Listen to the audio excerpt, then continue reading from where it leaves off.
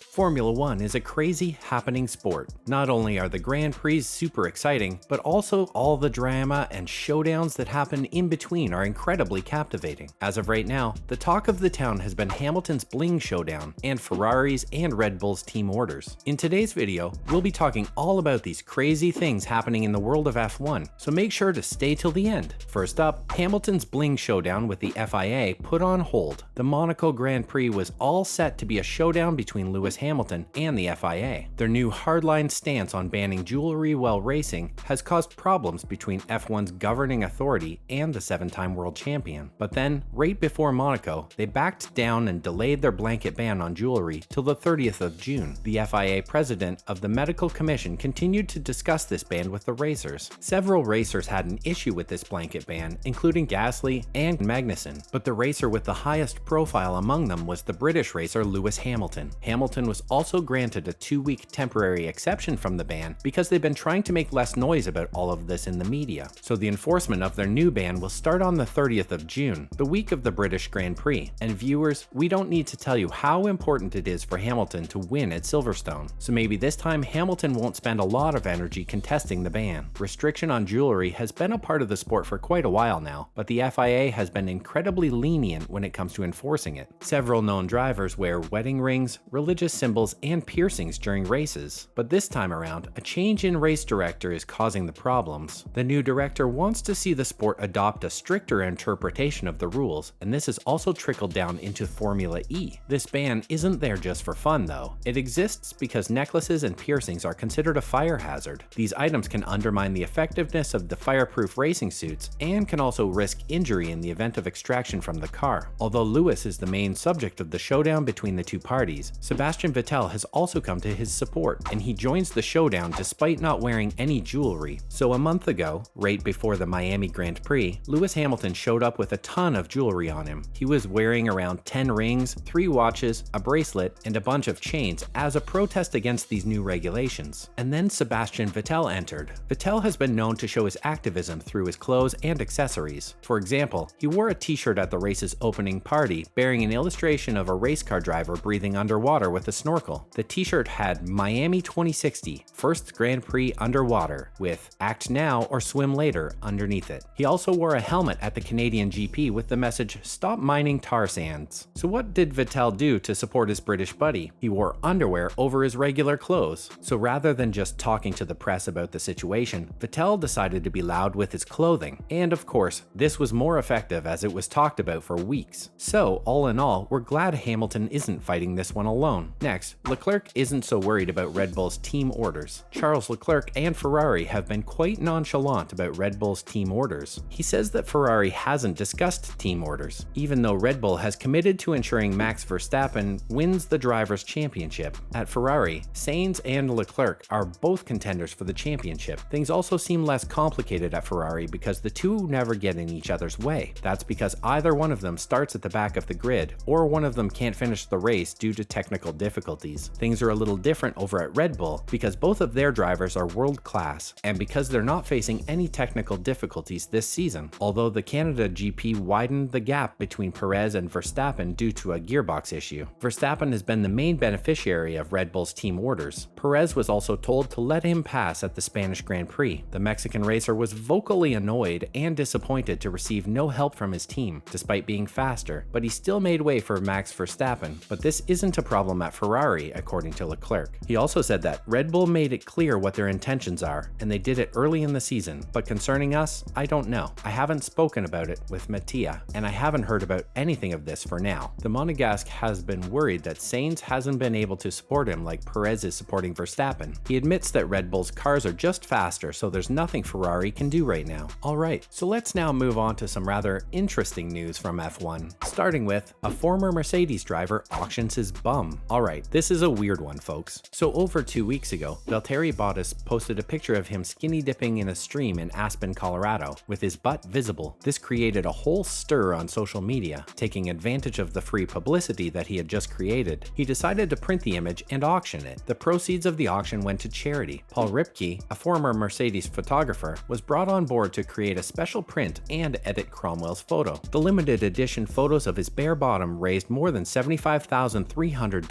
These proceeds then went to a German charity called Stiftung Lebensblick, a foundation that screens and spreads awareness for bowel cancer. Talking about the popularity of his bare cheeks, the Finn said that he found it baffling that something like this would be a hit. He also claimed how incredible it was that they were able to raise this much amount of money within 24 hours. Here's the funny part though, his ex-teammate, Lewis Hamilton, received his own personal signed copy at the Monaco Grand Prix. And now, engine problems steal podium from Alonso. The rain during the qualifying session in Montreal caused some interesting results. Fernando Alonso started second on the grid after 10 years. Alonso was supposed to be a threat to Max Verstappen with all the experience that he's had. He had also vowed to attack Max Verstappen. The 40-year-old former champion beautifully put his Alpine in second place after finishing just a little over 0.6 seconds after Verstappen. He also stated that he'll attack Max on the first corner with a cheeky wink. But then, it didn't happen. He fell straight to the 7th position, and he blamed Alpine's engine problems for that. He stayed second for a long time, but then his strategy was compromised when there was power issues in the engine. He ended up following behind his teammate Esteban Ocon. When he was asked about what had happened and how he ended up tumbling down the order, he claimed that the engine was the only reason that had happened. Alonso then was also placed under an investigation at the end of the race for weaving on the straights ahead of Alfa Romeo's Bottas. This landed him a 5-second penalty, which dropped him down to 9th place. Even earlier in the season, he had reliability issues with his car, but his luck had started to improve later on. Speaking of Alonso though, he just recently beat Michael Schumacher's record last week in Baku, and boy was it a good one. Next, Alonso beats Schumacher's record in Baku. Before the Azerbaijan Grand Prix, the record for the longest F1 career was held by Schumacher. However, after the race, this record was broken by Alonso. Schumacher held the record for the longest ever F1 career, with his career spanning over 21 years and 3 months. But then Alpine's Alonso broke the long-standing record last weekend. The Baku Grand Prix marked 21 years, 3 months, and 8 days since the Spaniard's debut at the 2002 Aussie Grand Prix. The pair have come head-to-head before, fighting for the F1 championship in 2006. The duel resulted in Alonso coming out on top and winning the championship. And finally, FIA's technical directive, TD, caused a lot of inconveniences. As everyone was on their way to Montreal, FIA issued a TD to address the safety concerns people had about porpoising, which is when cars bounce on straights. They came up with a metric that set the limit on how strong oscillations can be before the teams must raise the height of their cars, so it allowed teams to make modifications to their cars before the Canada GP. No other team besides Mercedes was able to respond to the TD in time. Because of this, the TD was removed on Saturday because the FIA feared protests from the other teams for not following the right procedures. This caused a showdown between Mercedes' boss, Toto Wolff, and the other team's bosses. Wolff believes that the other bosses acted in a petty manner. However, Wolff isn't the only one who believes that the FIA should have handled the situation better. Aston Martin's boss, AlphaTauri's boss, and Alpine's boss, all three believed the FIA messed up. They also questioned if the FIA's overall plan is the right one because of how difficult it would be to police. Well, that's all we have for you guys today. Thanks for watching. We'll see you guys next time. Bye!